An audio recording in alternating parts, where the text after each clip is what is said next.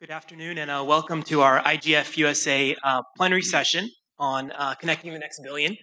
At the onset, I want to thank a few folks, the organizers, Marilyn Cade, Garland McCoy, and Judith Hellerstein, for organizing both this session and for chairing these last few days a very diverse IGF USA multi-stakeholder working group that, as the Undersecretary mentioned, is discussing and formulating possible high-level policy options on connectivity for the global IGF.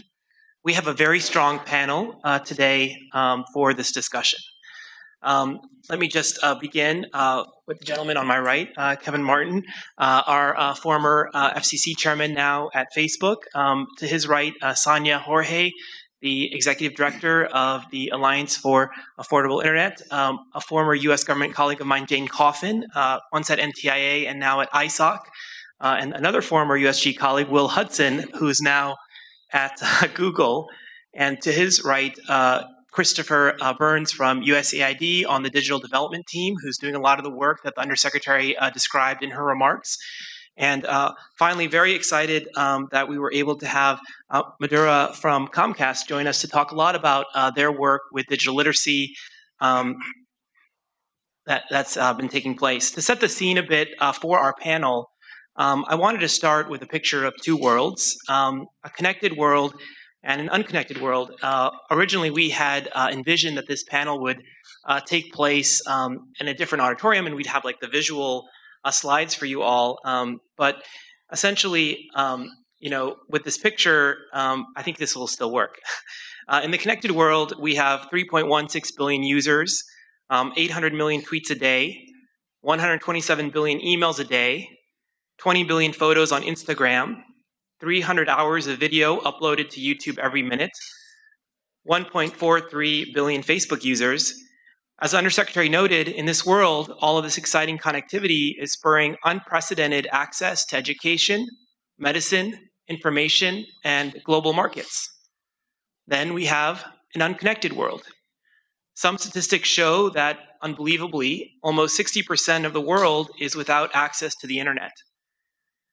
If you look at some of maps that showcase this divide, it's quite stark, the picture that you have between where you see connectivity and where you don't. And some statistics show, and ITU-based statistics particularly show, that developed countries tend to have a 77% adoption rate, and developing countries are lagging far behind at 31%. And that actually, when you look at these statistics, there hasn't been much of a close in the digital divide over time, which I think is most distressing.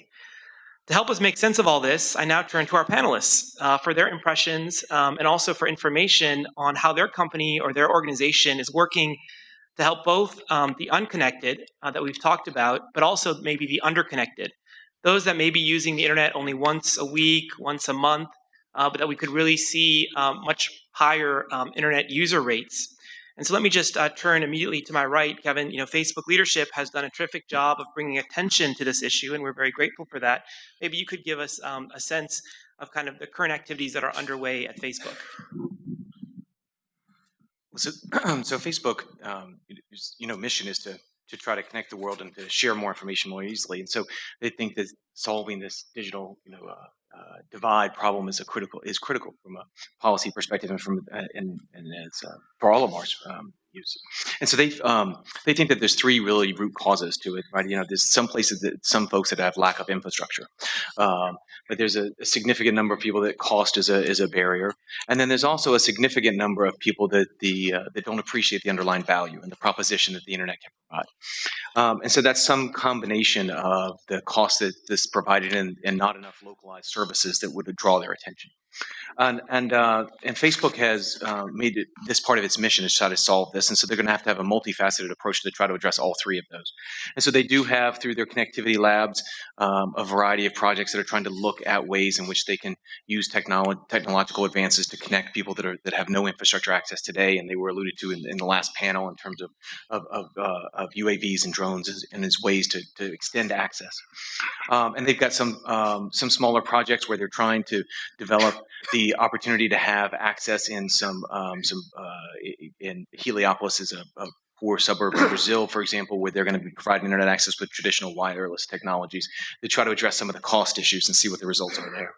And then they've been very active in developing partnerships with carriers to try to address the value prong, as we just were talking about, in which they provide a suite of basic services that address many of the areas that were talked about in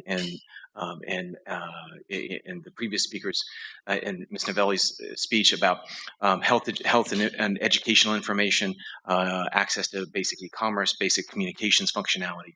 And so they've developed an internet.org platform that's open to anyone who can meet the technical criteria to be able to provide those slimmed down services. So to provide people with an opportunity to get an introduction to what some of those online basic services are, as a way of trying to migrate people onto the full internet usage after that. And so they've tried to try to find ways to address all three prongs of this problem. Thank you. And Sonia, the Undersecretary mentioned the 2014 report of the Alliance for Affordable Internet. It would be great to get your take on, what you think we should be doing more of. So for those of you who don't know the Alliance, we are a global coalition of public, private, civil society organizations that have come together to really work on reforming policy and regulatory frameworks in developing countries so that we have the kinds of conditions that the Undersecretary mentioned that will allow for affordable access and affordable adoption and use of the internet to be a reality in developing countries.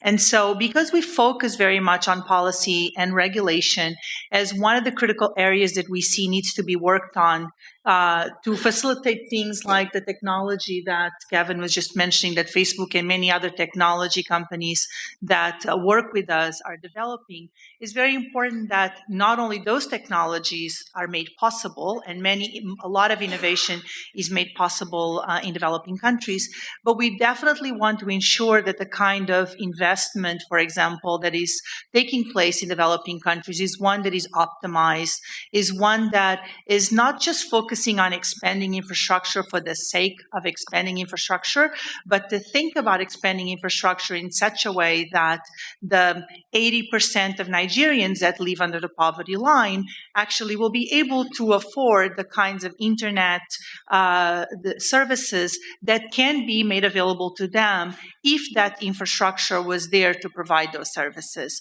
So we work on really pushing for policy and regulatory reform that not only focuses on definitely investing in infrastructure and expanding, and as it was highlighted earlier, but in new ways, in ways that are focusing on reducing the overall costs. We also work on areas such as spectrum policy, so that in many countries where spectrum has been very limited, especially for broadband, that not only becomes more available, but most importantly, again, because we focus on affordability and the cost equation, that is available and much reduced prices. And so that countries don't think that spectrum is yet another way to simply increase the amount of resources in a country's coffers, but it's really a way of defining public policy to bring about the kind of access and the kind of use that we would like to see their citizens have benefit from and have access to. So when we think about a spectrum, we very much work with governments and other stakeholders in countries so that, for example, unlicensed spectrum can be utilized, so that other forms of spectrum licenses can be experimented with, so that many new entrepreneurs can have the ability to bring about new options of access, especially to rural areas where many of those that live under the poverty are located. So we really look at a spectrum of issues. Those are just two examples. But the key point that I would like to make, and also to link to what Manu started the panel with, these really incredible statistics on what we see the internet and the online world to be today. The reality for us at A4AI is that we're trying to make change and to impact change that will bring about the many billion that are not online yet. This is a very interesting, exciting world where the majority of the people of the world, 2/3 of the world's population, cannot benefit from. And that's what we're trying to have an impact on and change through policy and regulatory reform. Jane, you've done an incredible amount of work at ISOC on this issue, and it would be great to get your take on everything. And thank you very much for having us here today. We really are a keen supporter of local, regional, and the mother IGF, if we could call it that. I'm going to speak about some very practical projects that we've been working on. One is in Bolivia, landlocked country, one of the two in South America. Colleagues of mine who are from our regional bureau, working with other partners like Packet Clearinghouse, Cisco, the government of Bolivia, and local internet service providers, come together in what we call a sustainable layered approach, engagement after engagement after engagement, where we've had to come in and do things like tell them that Raspberry Pis are not spy devices, where we're trying to measure the network. We're trying to take a glimpse of what's happening in Bolivia, help build an internet exchange point, working with the government to understand why a neutral bottom-up IXP, local governance, is important for cheaper, better, faster traffic, and also for local traffic exchange versus just over a border where long-haul traffic costs are much more expensive. The second project that we'll talk about is the Wireless for Communities project. It's a project that we've been working on in rural Indian villages, high mountain villages. There's one specific example that I'll highlight in a region called Talonia. It's called the Barefoot University, connecting two campuses, over 500 people, 250 villages, everything from cyber cafes, women empowerment issues, and rural electrification projects for solar. So I know this is a favorite topic of Garland's. I wanted to bring it up today. But this is something where we're looking at small, scalable projects. We do hope to take these to a much higher level in other parts of the world.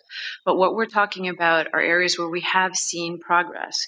We know where small projects are working, and we're training local people to train each other. This is another key aspect where that sustainability is critical. The other project that I'll mention is something very important and dear to us on peering and interconnection. We helped create something called the African Peering and Interconnection Forum, and if my colleague Karen Rose is in the room, a huge shout out to Karen and our local African team. This was something we started about 7 to 8 years ago. First, just bringing people together to see where the technical experts, where they were in the country, how many existed, did they have local internet exchange points or not, and how we could help them. And I will note that we just don't jump in and say, we're here to help.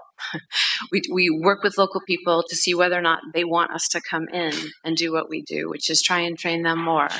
So the African Peering and Interconnection Forum is an event that's held every year.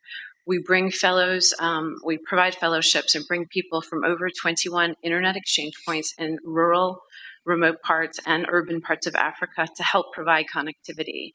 This is bottom-up technical expertise, people who are learning together. We help provide funding for that event, but we bring them together to try and create more connectivity. Over time, some of the experts that we've been working with have learned how to scale up their networks.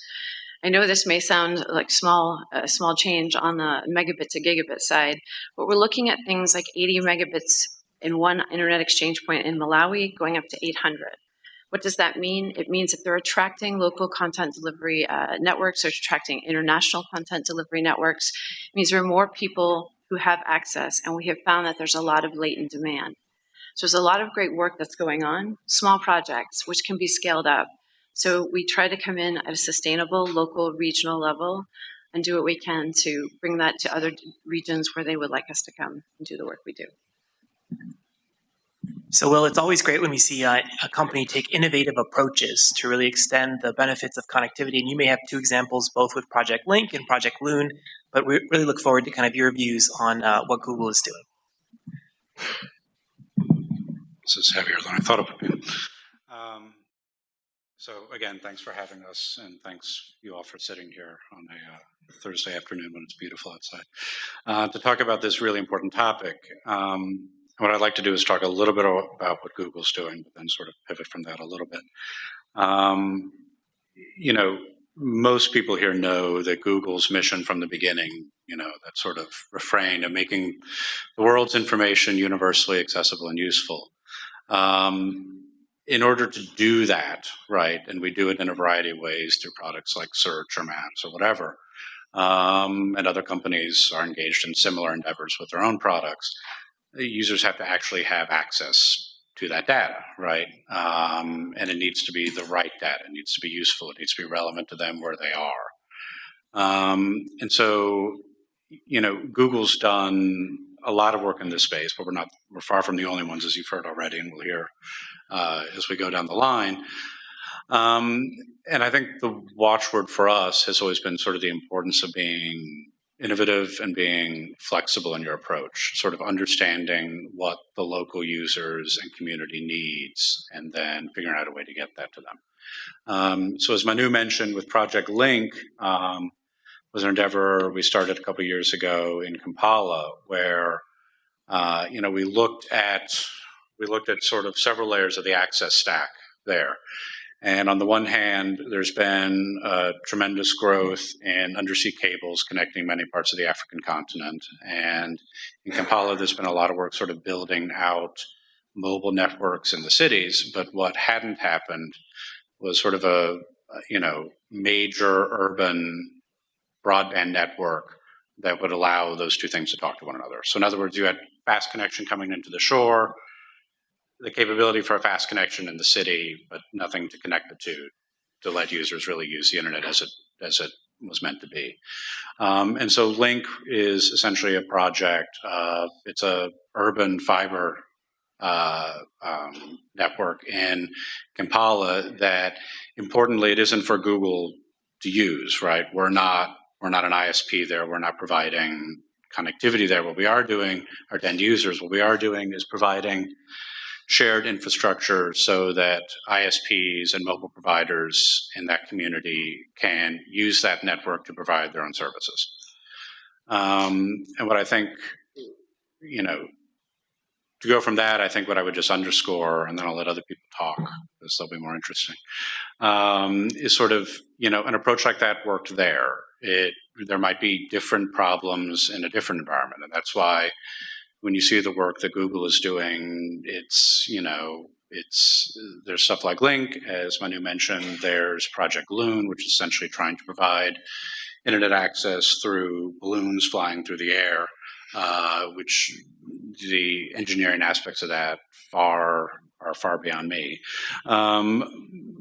But what I will say is that it underscores this need to think outside the box, try and meet users where they are, and deal with the geography that you have, rather than getting too wrapped up around delivering the internet in a certain way. And then at the back end, of course, is the sort of, once people have the internet, what do they do with it? And is it something that changes their lives like it's changed all of ours? That's why we're all here, right? And for that, you need locally relevant content. You need people that understand the internet, understand how to how to use it, how to interact with it. That's what I know we'll hear from later in terms of digital literacy products. But I think that it's important that we not lose sight of the fact that this isn't just about access or sort of connecting people. It's also about making sure that they understand and have an appreciation and the skills to do something innovative with it themselves, right? There was all this innovation to get it there. Let's let them continue to innovate once they have it. And I think that's really what we need to be focused on, the sort of life cycle of bridging this gap. So as at the department, as we have been thinking about our connectivity initiative, we've been in very close partnership and alignment with our friends at AID. It's great to have Chris Burns here with the digital development team, and really look forward to your thoughts, Chris, both on the concept of unconnected, but this concept of underconnected, folks that maybe are only using the internet once a week, once a month. How does the digital development team look at this, and what are some of your projects that you are focusing on? Great. Thanks, Manu. And thanks also to everyone for being here this afternoon. I'm not going to pretend to speak on behalf of all of USAID. There's certainly a lot of stuff going on around the world. I'm not even going to capture the breadth of what our team is doing, though we do deliver a week-long training on digital development for USAID officials around the world. But as a starting point, just for the purposes of this conversation, most of our work is really grounded in the goal of achieving an inclusive digital economy. And not to overstate what is very obvious, that just doesn't happen on its own. It doesn't happen overnight. It means a lot of different things to a lot of people. And though the title of this conversation is Connecting the Next Billion, you've also heard Will tee up and others down the line reinforce that you can't just go with connectivity, nor can you start with the products and services that people are using. What does it take so that the most underserved, the most remote, the poorest of the poor can interact in this digital economy in a way that's going to enhance their livelihoods and meet their wants and needs? So there is a connectivity element. There's an affordability piece. Locally relevant content is hugely important. Digital literacy, digital skills building, the gender gap that exists with respect to mobile phone and internet access and ownership. These are all access pieces that are part of a puzzle. But to go even a little bit further, there's also a huge component to this that's reliant on digital financial services, the mobile money offerings, the e-payment systems, the opportunities to spend, save, transact in a way that drives financial inclusion to those who really haven't had it before.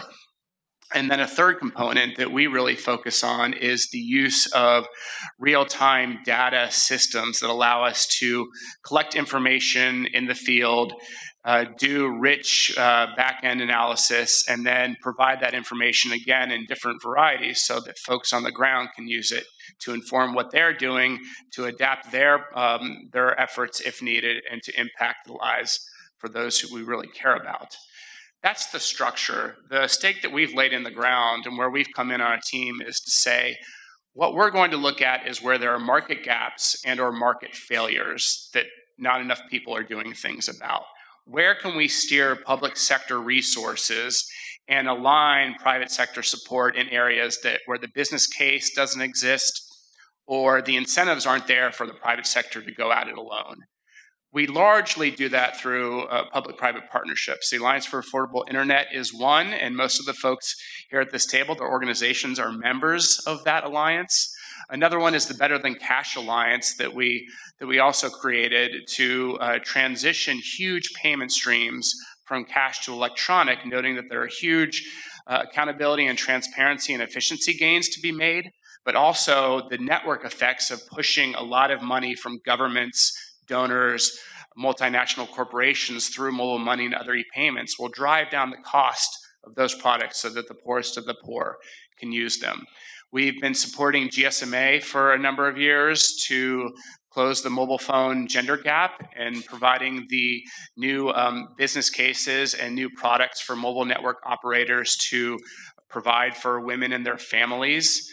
And then two other examples I'll just touch on that are newer in life. One is what is called a mobile hub that we've been working with a number of other bilateral and private donors, including DFID and Gates and Swedish SIDA, to figure out how we address the fragmentation that is in the mobiles for development sector and to work efficiencies into our conversations with mobile network operators, private sector actors on the ground, governments who want to use mobile and digital technologies to meet their socioeconomic objectives in countries. So that's an effort that's coming online that's really looking at how you aggregate demand and how you aggregate approach that lessens the burden that we're seeing from NGOs and implementing partners on the ground.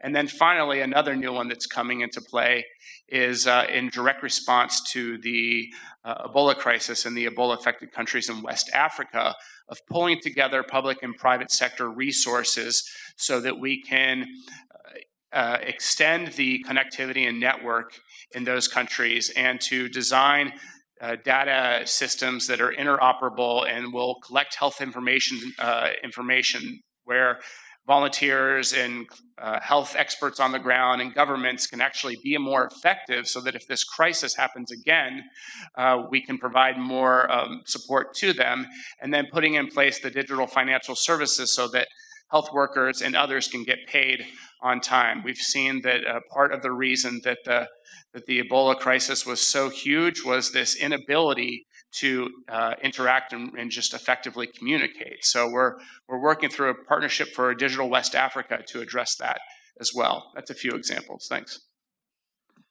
So, Madura, in our conversations, I think what's really struck you is just the internet adoption rates and the difference in terms of developed countries at 77% as of 2013 and developing countries still lagging behind at 31%.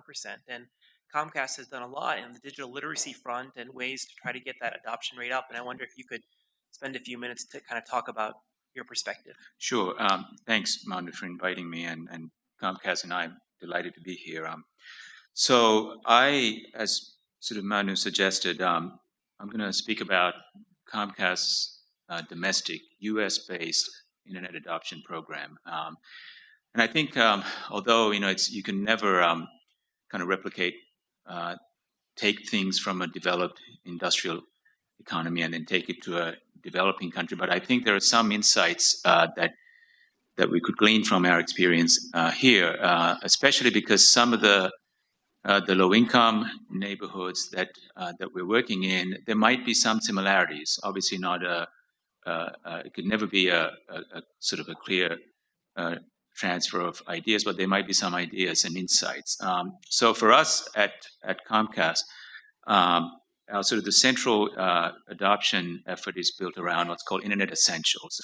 It's a wraparound, multifaceted program, which I think, as Kevin mentioned and everyone else has mentioned, it's the multifaceted nature is the key.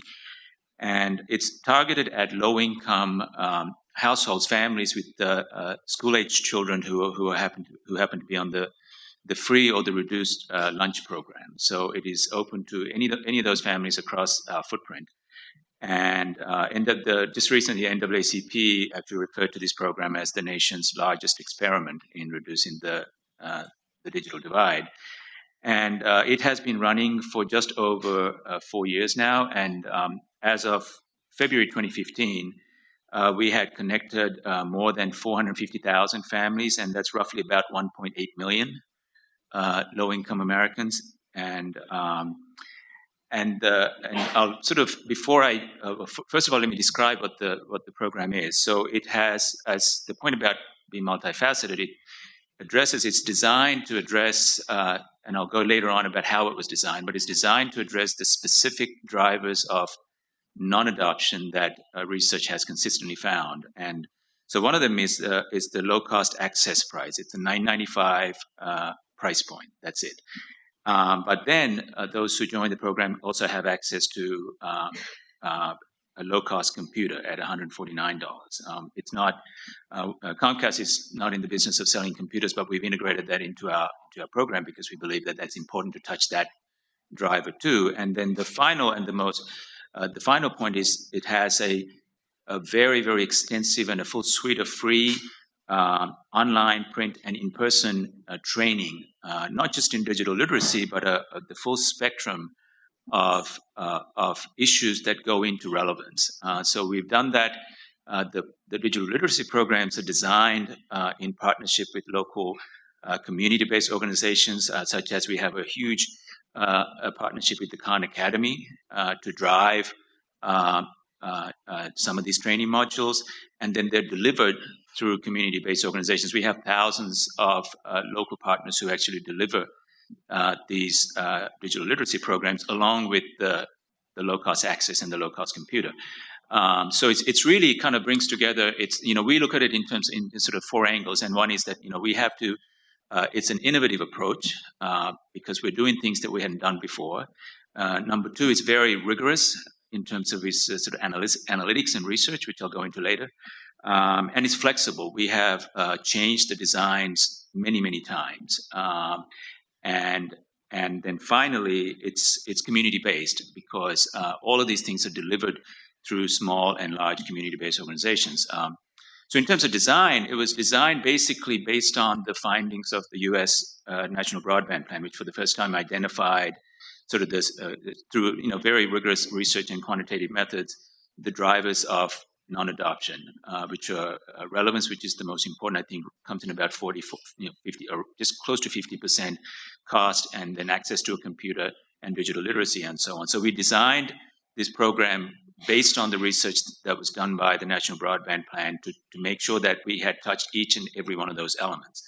And then what we have done is throughout the program, we have actually gone and done sort of major research projects. So just last year, Dr. John Horrigan, who some of you might know, he's the preeminent researcher in broadband adoption. He used to be the head of research at the National Broadband Plan. He's now at the Pew Research.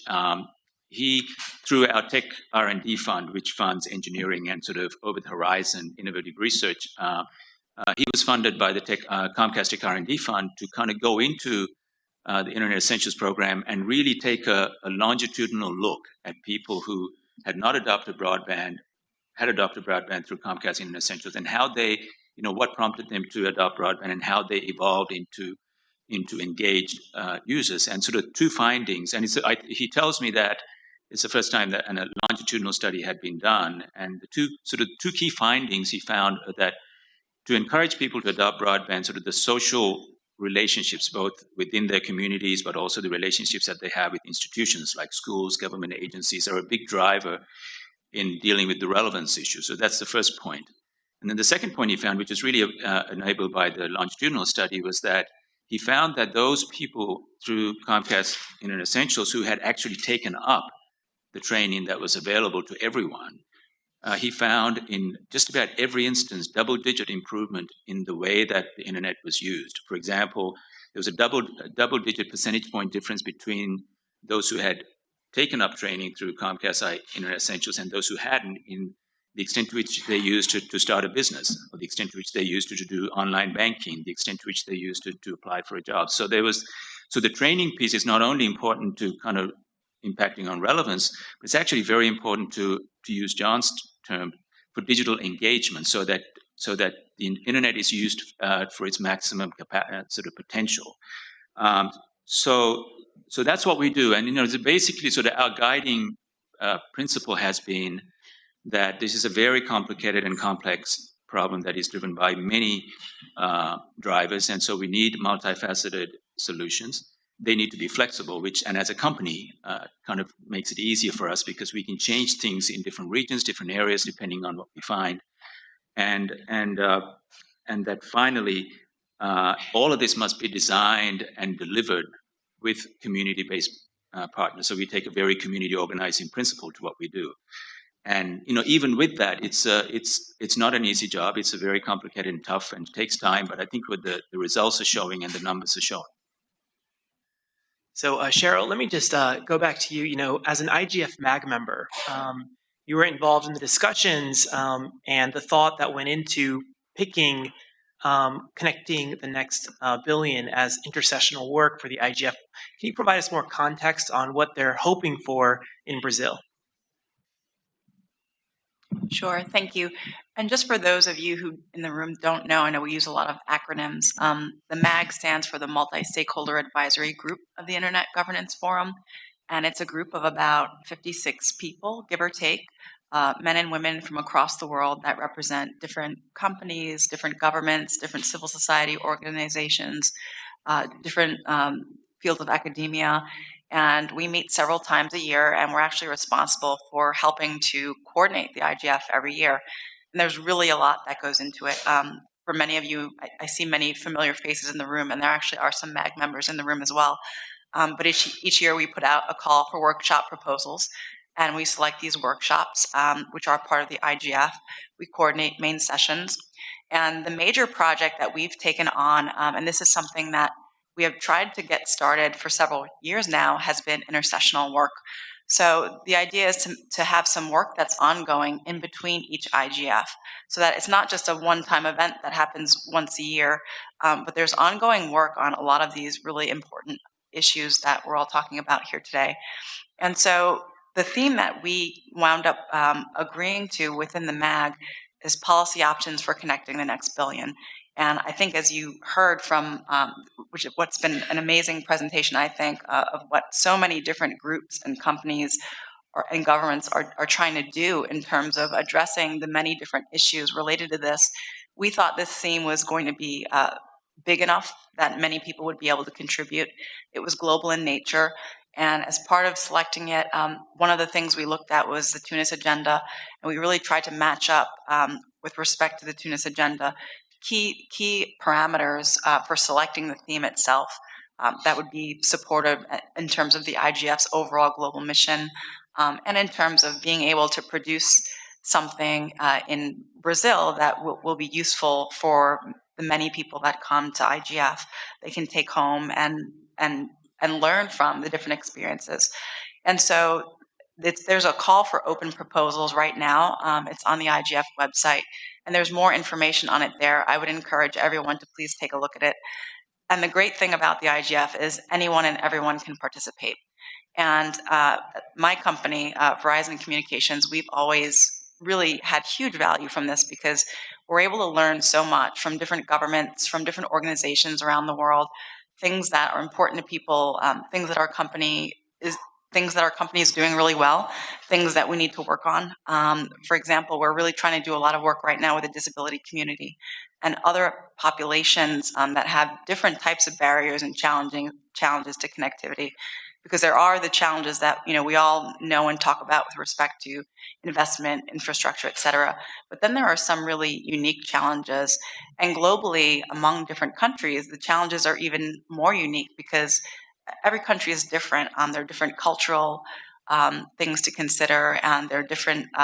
The geography is different, et cetera. And so we are hoping in Brazil to really, first of all, we're hoping to receive a lot of inputs.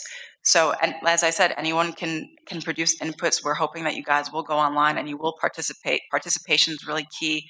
This really is a multi-stakeholder effort, and we really need as many good thoughts and ideas and an understanding of what's worked for people and things that need to be worked on as well.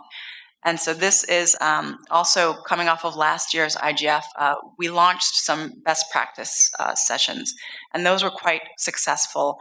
The MAG did a really good job in trying to identify some key areas that the community could do some work on. So for one example was online child protection. And that's an area that a lot of different governments and groups and companies have been trying to do good work in and to continue to try to do good work in. And so I'll stop there. I don't know if folks will have questions, but really hope that you guys will just participate. So on that note, we'll go one more round with our panelists. And here the question is just, what is the one, based on all the work that you do all over the world, if there was a document that was developed by the IGF USA folks and there's a working group that's looking at this, what is the one recommendation that you would want to see there? Kevin, we'll start with you. I mean, I think that if there was one thing that would end up making a big difference, it is the idea of making sure that people are having an opportunity to appreciate the underlying value. Whether I talked about it in terms of value, other people talked about relevance or digital engagement. I think that encompasses that group encompasses both affordable access, and that's in smaller packages of data, and it's also it encompasses data that is more slimmed down so they can get access to it and try it. And I think that component is the single biggest thing you could probably do in the short term to make a big stride for one of the groups. The group of people that just they're in extreme poverty, it's very difficult how you're going to find a solution to them. And the ones who are living in extremely remote areas without any access to infrastructure, those have to be a longer term solution. So the group of people that I think you could make the biggest impact with in the shortest amount of time is that group. I'm sure we would have a nice conversation later about that. I'll challenge you to say that actually, the next billion is very important, and it's really important to bring online. But the real challenge are those who are much farther away from us being able to connect with. And, it was really nice to hear the Undersecretary mentioning our report's results. But one of the findings of our report that is most disturbing, but of course most important, is the fact that very clearly, again, the research is showing that those hardest hit or that are very far from being able to afford and being able to enjoy connectivity are the poor, are women, and are the rural dwellers of the world, especially in the developing countries. And so, if anything, I would challenge the IGF and those involved in the IGF forums citizens and policymakers across the world to think more creatively and innovatively, not just in terms of policy and regulation from a new perspective, thinking about policy and regulation from an incentive perspective and not so much from the traditional way that we've seen over the years, which, yes, it supports or attempts to support progress, but at the same time, for the most part, what we see, especially in many countries where we work, is that the lack of policy and the lack of appropriate regulations is stifling the kind of expansion and the kind of development that we would like to see taking place to facilitate the kind of growth that then would lead to many more options, not just to those next billion, which we see that one way or another might be closely approachable from market or commercially viable solutions, but really focusing on those that commercially viable solutions have not been able to meet the needs. And I think Chris mentioned that. I mean, even the Comcast example very much in the US focuses on those communities, and those are really the citizens of developing countries that we are not only most concerned with, but would like to see more innovative solutions addressing their needs. Simply because it is hardest to reach, it doesn't mean that we cannot do things now. And the proof is that a lot of the actions that many of the A4AI country coalitions are already taking we hope not only to see the impact very soon, but are really showing that when working in this environment that is a multi-stakeholder environment, which is what we do and how we operate when we work through our coalitions, but by bringing the many voices of the different stakeholders into the process of defining and thinking out ways in which policy and regulation can address these issues, many new ideas come to the table. Ideas that many that have been doing this kind of work for a long time had not thought of. So it's very important that the process remains open, remains multi-stakeholder, so new ideas and new innovations come to the table, but most importantly, that those innovations think creatively to address access issues, obviously around affordability as well, but access, adoption, and use issues for those last billions that we are not exactly focusing, but from an A4AI perspective, we see really should be the focus. And so I challenge all of us to think in that way and not just on the next billion. I think I would focus on the following for a document that you might put forward or a draft or something to talk about, which is building or rebuilding trust. This is something we talk about quite often, and it's something I've seen, and I like to often call this the human trust networks.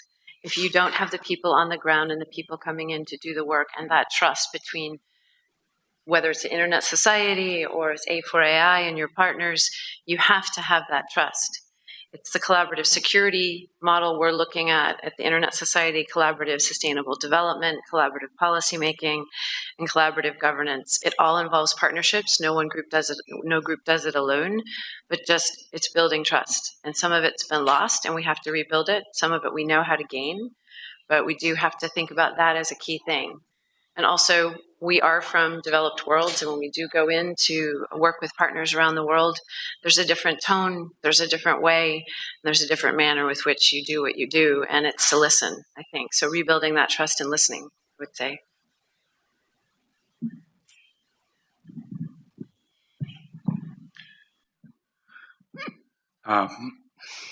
So we've already heard a focus on creativity and innovation, and sort of a focus on sort of understanding where it is we're going, and now trust. And I'm in the position of coming up with something else, because those things are obviously great. I mean, I think the thing that for me would put it all together is sort of this very relentless focus on the users and the people that we're trying to reach, right? Sort of understanding and not thinking at it from them and working back, right? What will make what's needed, how can you get it there, thinking creatively about how you get it there, again, not being stuck in a box, having the trust in the community to actually get there, but this sort of really, really focusing on the end users. And to do that, you need things beyond sort of talking points and platitudes, right? You need data, and you need to understand, the precise nature of the problem, And really, the problem is that you're trying to fix. And I mean, Sonia's exactly right. When we look at the last billion, right, we're looking at a community that's going to be extraordinarily difficult to reach compared to some of the problems we're talking about now. And so we need to understand what we're doing, not just why we're doing it. I think everyone agrees that this is a noble and laudable goal, but I think we need to understand in a very precise and rigorous way what it is we're doing. And I mean, we've heard sort of about the value of that and the insights that you can get by focusing on understanding your users.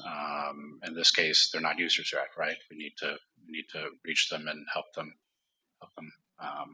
get on this wonderful thing that we're all here to talk about.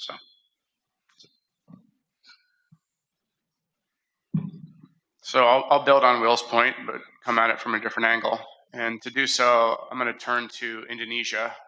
Last couple of years, we've been working with the Indonesian government through our Global Broadband Innovations Program to craft and get launched their new national broadband plan that came out last September.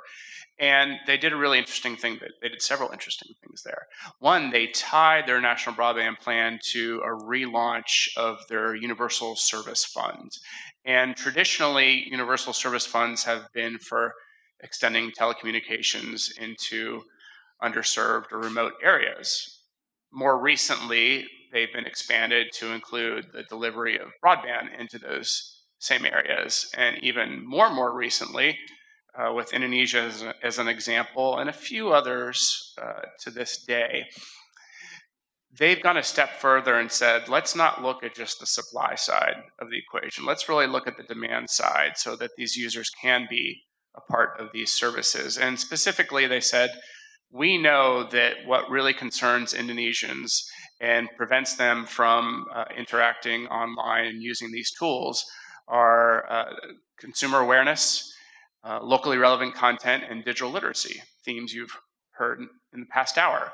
So they tied their universal service funds to the ministries of health and ministries of education, for starters, to say where we're going to look is in communities where these ministries are already involved and are working on activities that have a content play to it, that have an opportunity to build digital literacy into what they're already doing, and really to enhance the role that demand side of the equation really has in this context. So my recommendation there, to the extent that universal service funds are a part of these conversations, is to look more to that side of things. Thanks. Thank you.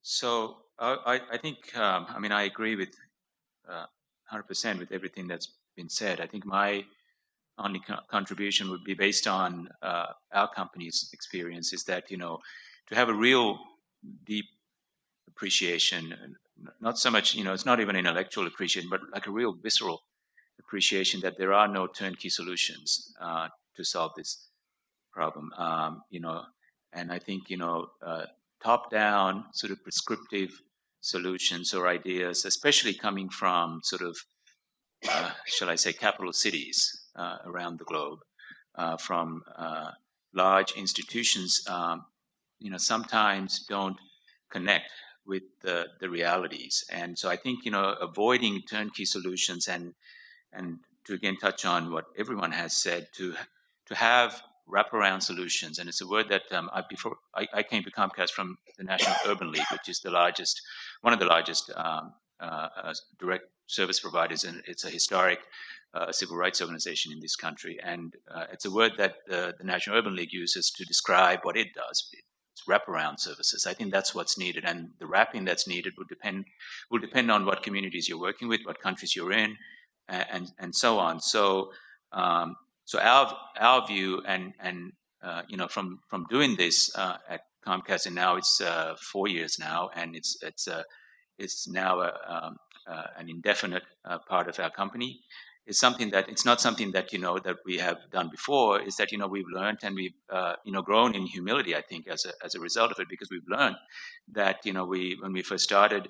I can go give examples of how we've changed things based on what we've learned from people on the ground. So I think that avoiding turnkey solutions, avoiding notions that if you do this, then this will happen, is probably a useful thing to have.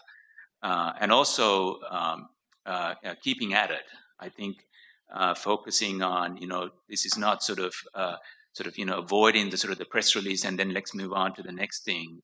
Avoiding that and keeping at it is something that's also useful because and keep at it and change incrementally as you learn. We've stuck to the sort of the education focus on on families with kids on the school lunch program, whether free or reduced, and we've kind of stayed at that so that we learn from this experience. I think sometimes these programs tend to be sort of driven by the press release cycle. I think that's another one to avoid, and that's something that we've tried to do. But I think avoid turnkey solutions and grow in humility and keep at it, I think would be a useful thing.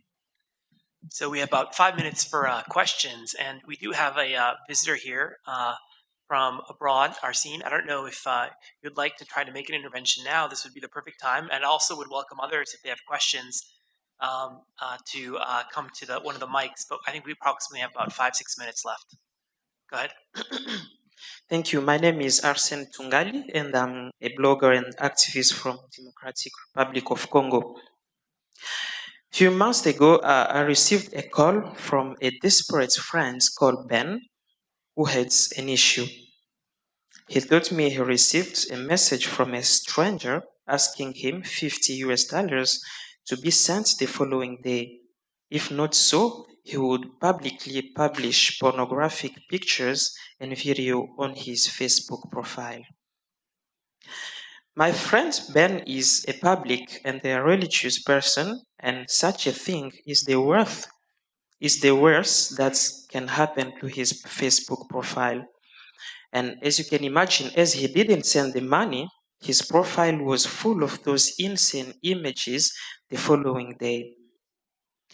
This is just an example of issues and of issues I'm dealing with in my daily life back home, helping young people protect their online privacy, educating children on online safety tips and how to respond to such threats.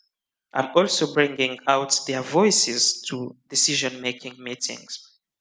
So talking about making efforts or creating frameworks to connect the next billion, I think it is important to talk about online security and make an emphasis on developing countries.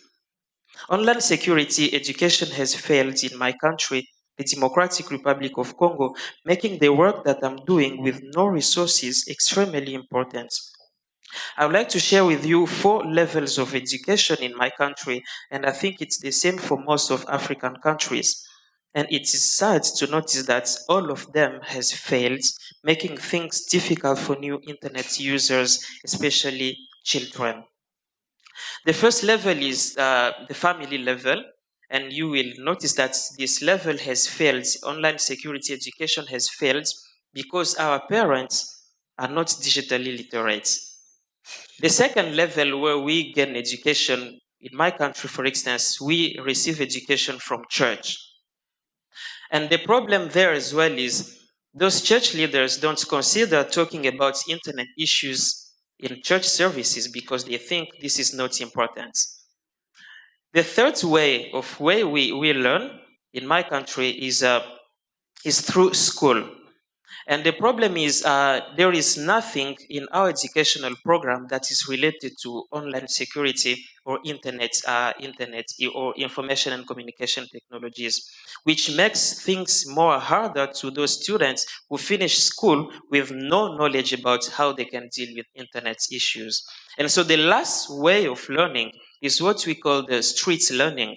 And you can imagine there is where you receive the worst of education because everyone will tell you their own ways. There is nothing that is accurate and there is nothing that can help young people be safe while they are accessing their online services. I wanted to share this with you so that whenever you plan activities or whenever you plan projects to develop in African countries like my country, please think of those 4 ways of doing. Thank you.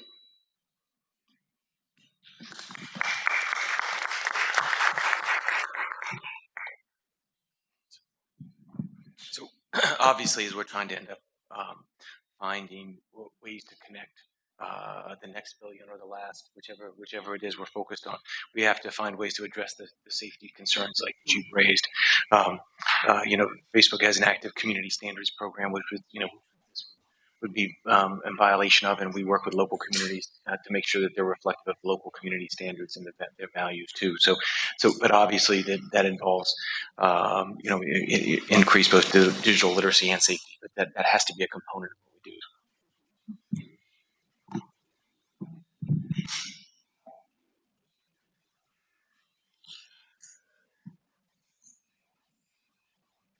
This is it's Garland McCoy with Technology Education Institute. I just wanted to throw something out that I hope everybody would find of value. But I think as we, since we've in effect harvested the low-hanging fruit, and we now really are challenged by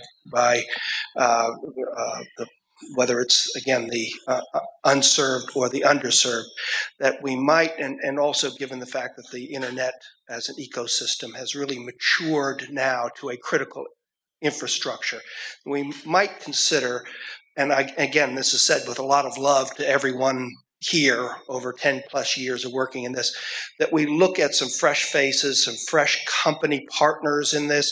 This is no longer just us here, the ICTs. We look at trading companies, finance companies. We look at other partners that that realize the critical aspects of the internet for their business. They're GE or their hospitality company or UPS or whatever, HDL, and so having them as partners with us, having some fresh troops, fresh perspectives, as we start drilling down into this very hard, final, low-hanging fruit that we need to work on, that might be something that we consider adding to our ranks. So I just throw that out there for consideration as well. Thanks. If I could, actually, that's a great point. The research project that I mentioned that Dr. John Horrigan did, and one of the big findings actually was that these sort of non-tech communications media type institutions, like especially the banks and government agencies, that he found that those people who had sort of interactions or who had some kind of input from those non-tech communications companies through training and other things. I know there's several banks that do that here in the U.S. Actually did end up having a sort of a much easier on-ramp onto the internet. And one of the recommendations was that these other folks also take an active role in, especially on the literacy front, because a lot of the times that people come into contact, a lot of the companies that people come into contact through online are not tech and communications companies, and that would be a good thing to do. And that they would bring different perspectives than that we would. Just a quick point to answer some of the things that you mentioned. We at A4AI, through the work that we do with our coalitions in countries, one of the exercises that we've done that has been really useful and an eye-opener to everyone, and including all the stakeholders in the country, is an exercise in trying to define what is the web people want in the specific country. A4AI, we are hosted, our secretariat sits within the Web Foundation, and our colleagues have a project that is called the Web We Want campaign.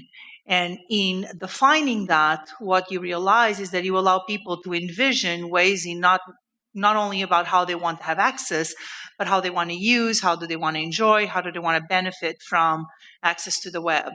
And that has allowed some very interesting ways of thinking about actually policy and including regulation and other legal instruments to address issues around privacy and security, but even on issues of access as well, because the realities of how people interact with technology, interact with the web, interact with information are very different, even within one country. So I didn't mention the countries that we are talking about. I hope you'll be curious enough to go to our website and check all the work that we're doing in many different countries, including our research that is trying to uncover a lot of these nuances.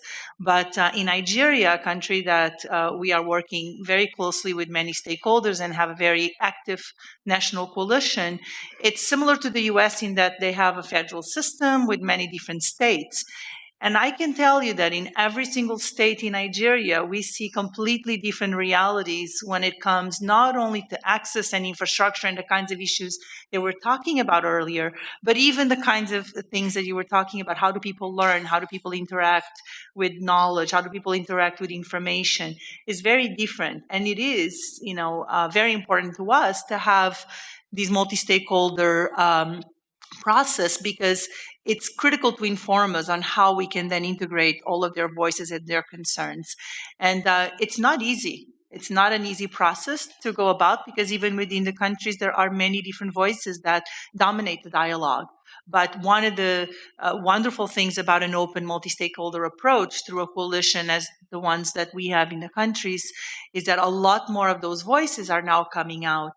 And we are creating a platform where they not only are coming out, but they also are louder, and they becoming much more influential in the recommendations at the policy level that are made than they've ever been before. And I'm certainly proud of that, but we have to work very hard to make sure that those are included. So just want to conclude with, how gratified we were to see the level of interest in this panel, and so grateful that we have representatives from some of the America's best telecom companies, internet companies, and representatives outside of industry here, really excited about sharing their knowledge and helping the IGF USA really kind of try to deliver a concrete policy option. So thanks to everybody for joining this panel, and I think it was a really worthwhile discussion. So thanks. Thank you.